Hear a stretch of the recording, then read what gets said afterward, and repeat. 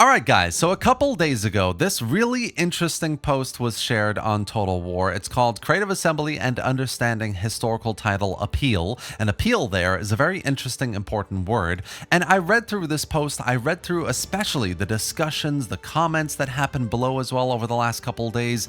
And I think this is a really, really cool post, and more people should be aware of it and talk about it and engage with it. I'm calling out to everyone to have a look at this post. I've dropped a link down below in the video description. Go through the ideas here, but also go through the conversations that are happening below, the respect, the positivity, the critical thinking. Obviously there's a bit of not so civil discussion happening as well. This is Reddit after all, but it's really, really cool. It gives us a nice insight into what the average, I think, historical Total War player is feeling, what they're going through in their minds, how they feel about current historical Total Wars versus the older ones, what they'd like out of the newer titles as well that are hopefully coming out over the next couple of years. So yeah, today I basically want to do this video to go through this post, its discussions, give a sense of my kind of thoughts and feelings about all this as well. A lot of people make some really interesting, good points here. So yeah, that's what we're going to do today. So starting with the post itself, first of all, the OP shared an image here depicting pike and shot warfare. If you don't know what that is, definitely give it a search. It's a very interesting period of human history full of, discovery of new continents and areas of the world, unmapped technological innovation, development that, went from one style of warfare to the next, interesting diplomatic, geopolitical circumstances, major powers, not just European. Like, there are some very good reasons for why pike and shot this era would be really good for a historical Total War. So just want to put that on record. But going into the body of the text here, essentially the OP is outlining, people have felt disenfranchised, Pharaoh's overall update didn't do enough, and he wants to make some key suggestions here that he thinks most historical players will generally agree on that would serve to invigorate the next historical title, whatever it may be. And really, the sentence I want to focus on is fantasy fans and historical fans don't want identical experiences. I want to, this is a brilliant preface to this post and this discussion. Off the back of the massive success of the Warhammer games, it's only natural for a company like Creative Assembly to, who are beholden to their shareholders, to Sega for their success, who are motivated by revenue at the end of the day, ultimately, to look at what made the Warhammer games successful and try to mimic that in the newer generation of the historical titles. And essentially it didn't work, right? Troy didn't work, Pharaoh certainly didn't work, and the Dynasties update didn't really convince enough people to come back either. Three Kingdoms is a bit of a mixed bag for a lot of reasons. It did work, but there are also other complex reasons as well. It tapped into a new market in China, lots of mass appeal there, huge potential for a new audience. So there are lots of reasons there, but essentially it didn't work, and hopefully CA gets the message. But moving into the main suggestions the OP makes here. So the first one is the depth of historical comes from unit interactions and not from unit variety. This means physical interactions, formations, functionality, a shield wall or testudo should actually make a physical difference and not just a spreadsheet stat booster, etc., etc. And I think this is a really good point. So there are two interesting discussions here. The first is unit variety versus unit interactions, and the second is stat boosting, spreadsheeting versus kind of a more immersive feel to gameplay where things are not as obvious, right? And the older historical Total Wars didn't have that much that was obvious to the player. The stats, the spreadsheeting was under the hood, still going on, and the AI was interacting with it, but it wasn't that obvious to you. So things were a bit more immersive. You had to use your imagination a little bit, whereas the later games are a lot more, pray to this deity to get a +10 to your defense in your battles and stuff like that. It's just too obvious, a bit too arcadey. It makes it feel like you're just pressing this button to get this boost and that's it. That's your only motivation. It's not very immersive or not a lot of depth there. It doesn't make you feel like this decision you're making has a lot of weight to it, right? Especially on the battlefields as well. This leads to a lessening of unit interactions and a more kind of focus, a leaning on towards having unit variety. So, having dozens of units that play specific certain roles in the battlefield versus, having all these units that can actually perform multiple roles. That's what this is all about. And that's super important. I mean, you go from, having a hybrid unit that can go from maybe he's a horseback archer that can go into melee, dismount, and climb some walls, or, a melee unit that has a halberdier that, can go out and fight and then maybe drop it and pull out a sword. And the difference is that these create in stats from different stances to different weapons being used, the terrain, elevation, all of that. All of this is basically what he's talking about. Unit interaction with the environment, with other units, with equipment, and all of that. That isn't quite present in modern Total Wars. And again, this is a page out of the Warhammer success story. It's a lot more about unit variety right now, which I quite agree.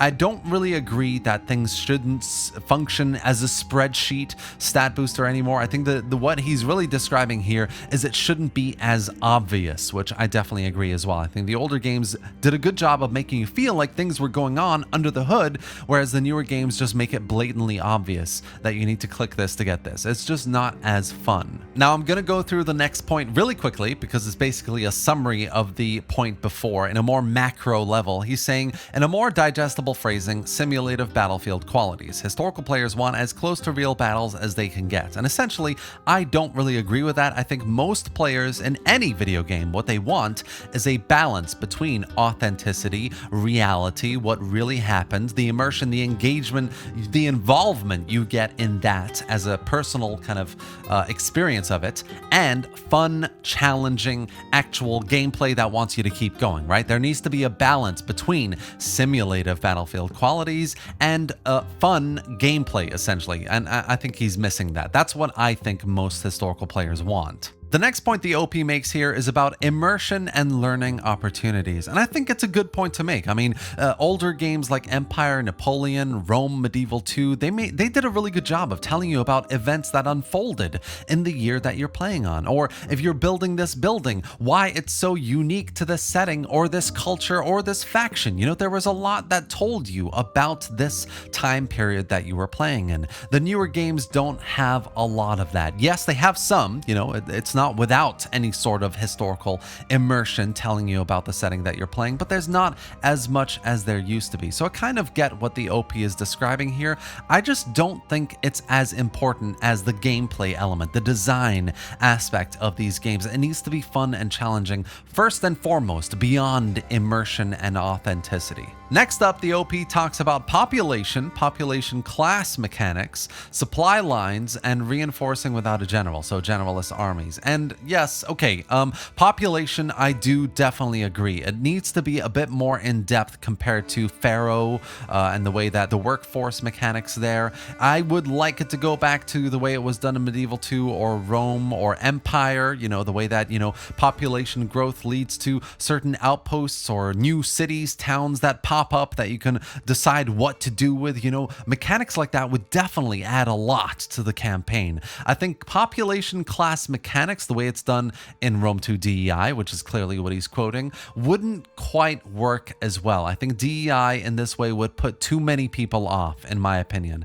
I do like the class mechanics in DEI, but it's a bit complex. It's a bit limiting to the campaign for me. Anyway, I think it bootstraps the way the campaign can progress. It's a bit too close to the way Paradox does strategy. I do want population, but it needs to be a good balance between depth and fun. Again, supply lines, I think supply lines would be really cool, and reinforcing without a general, definitely agree with there. A lot of people would like to see an AI that could cope with this as well. Not too many army spamming, right? Because that's why CA removed it. So having generalist armies would lead to some more interesting gameplay, I think, in Total War, the way it was before, but CA would need to resolve that AI issue. Now, the final 2 points I'm just going to go through really quickly as well. Unit ranks should matter. Essentially, what he's saying is as they fight, as they gain experience, they should be rewarded for being alive and surviving, and that should improve their professionalism, which I get it. There's a certain level of, when unit ranks increase in the newer games, it's very kind of taken for granted. It doesn't impact the way you play as much visually or engaging and gameplay wise either. But, having it a bit more kind of I really like the medieval 2 system where you can upgrade a unit's armor and that will lead to a visual change as well, right? You can have that sort of system be applied to a unit that gains more rank, more experience. That unit specifically can change in different ways, visually, equipment, the way it plays on the battlefield, the stats, under the hood, all of that can have an impact the longer it survives. So I think there's more that CA can do. That tighter formations for veterans, issued order reactions, I don't really quite agree with. I think that units that have an order should do it as soon as possible and not have that much delay. But yeah, just generally, I think unit ranks that matter, really have an impact, there's a lot more room there basically to develop. And then the last one here, soundscape improvements. I'm going to be frank here, the sounds really suck. They just aren't amazing. We need more metal clanking, screaming, grunting, shield splintering, embedded arrow thuds, etc., etc.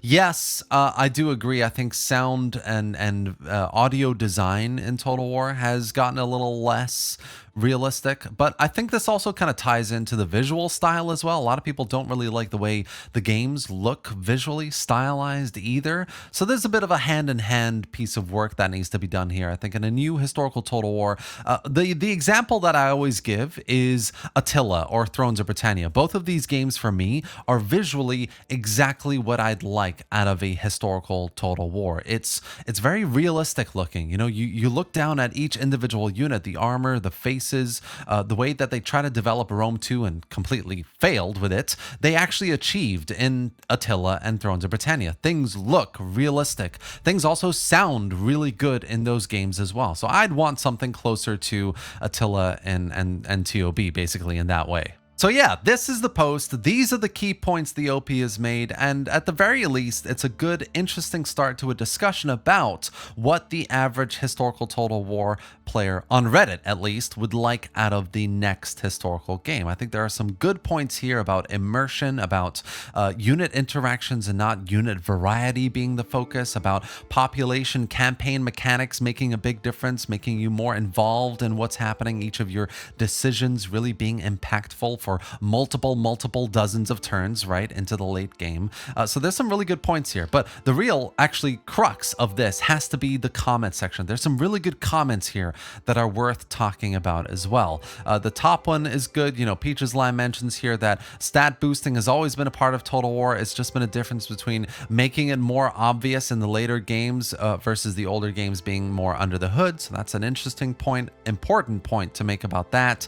Gerbil Papa here talks about how, population, that's good, but the campaign should just matter more as well. Each of your decisions, generals helping to manage happiness, but poor traits can make it worse. Religion was a factor in Medieval 2 and Rome expansion. Dynamic battle maps that, depending on where you were on the map, made a difference to the kind of battle that you would play in. Like, all of these definitely have a huge impact on your gameplay in the campaign. A lot of this was present in older games. They should come back. A lot of the decisions that you make in the campaign should ultimately be more challenging to make, have more weight, and the impact, the consequence of these decisions should last a lot longer. That's a point that's so important. I really feel like Pharaoh doesn't hit that enough. In fact, it makes it feel a little bit bland on the campaign side of things. Specifically, I feel that way about Troy a lot as well. I agree with all these except for delaying response to orders. I do agree with that. I think that delaying response to orders in the battle side of things don't really make sense to me. That's the kind of bread and butter side of Total War. And, if you start delaying orders, I think it'll get more annoying and frustrating in the long term. But delaying orders on the campaign side of things, having a bit of a fog of war where your army going into an area, you may lose communication with it, and you get delayed communication messaging about what's happening to the army, who it's engaging with, and then maybe fighting the battle when that fog of war lifts. lifts, that is an aspect of the campaign that could be developed further, definitely. The Ultimate General series in American Revolution does a really interesting job of developing that in a fun and challenging way as well. I can see that being implemented in Total War. The next comment that I want to talk about here is by Jalopez. He's responding to a comment where Odin's Mana says here, why do these kinds of posts always feel the need to speak for historical fans? And I totally get it. It's a bit more defensive. You know, you shouldn't really be saying the majority of people or everyone or nobody. You should try and be less generalizing, I would say. But the main one I want to talk about here is by Jalopez. He says, which I see a lot of people talking about this, my main gripe with historical fans is that a lot of them aren't really historical fans. They're just fans of Rome, medieval, empire, and shogun. They want to see sequels to these games. Any other historical game won't do, even if they are a good historical game. And I'm looking through his comment. He's clearly a fan of Pharaoh and Pharaoh dynasties and Three Kingdoms and a few others. And he's basically coming from the perspective of, you know, Pharaoh dynasties is a good game. People don't like good games. They like good settings that they want. So essentially what he's saying is, you know, there's a couple thousand people still playing Pharaoh dynasties. These people know what good gameplay looks like, and the majority, and I can say that with confidence, the majority, the rest of the historical Total War fan base clearly don't know what good gameplay looks like. All they want is Medieval 3 and Empire 2, which has to be, you know, logically, fundamentally wrong. That can't be the case. You know, within that massive group of people, you've got a vocal minority who consistently ask for Medieval 3 and Empire 2. That's definitely the case, for sure. And I'm one of them. I want Medieval 3 and Empire 2. They would be fantastic games if they were done right. It's been decades, you know?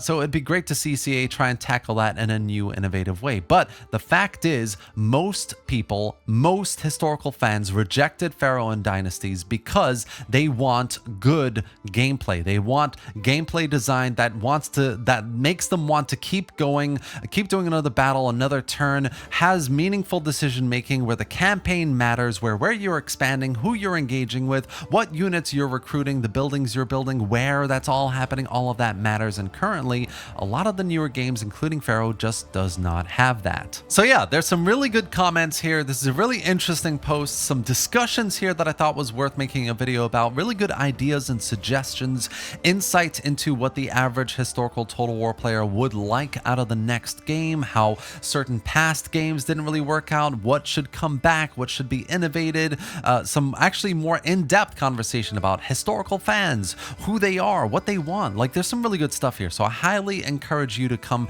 check this post out on Reddit. I've dropped a link in the video description as well, and participate, get involved in the discussion. That's going to be it for today, guys. So I really hope you enjoyed this video and found it informative. If you did, give it a like and drop any thoughts or questions in the comment section below. I'm happy to chime in. You know, this is a discussion that I want to have with you as well on the video, on the channel. So definitely drop some comments below and subscribe to the channel if you want to see more videos just like this, where I kind of pinpoint new Reddit posts and talk about a bit about them, the points that are made here, my own thoughts, and some of the comments as well. A lot more of this going to come in the future as well. So thanks for watching, guys, and I'll see you next time.